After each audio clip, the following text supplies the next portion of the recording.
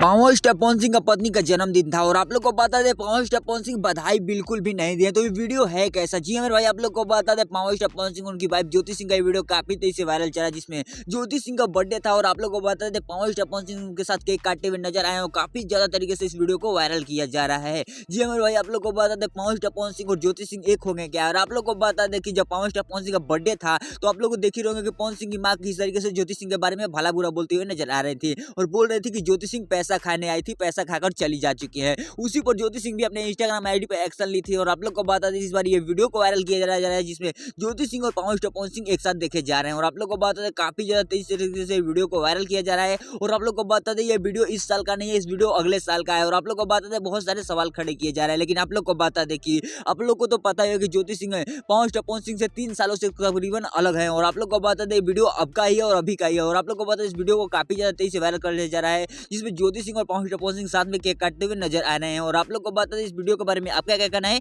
Comment करके जरूर बताइएगा। और पावर स्टार पवन सिंह से रिलेटेड जो भी अपडेट निकल गया सभी उनको करेंगे। इस चैनल को सब्सक्राइब कर लीजिएगा। मिलते हैं किसी नए वीडियो में किसी नए टॉपिक के साथ, तब तक के लिए बाय।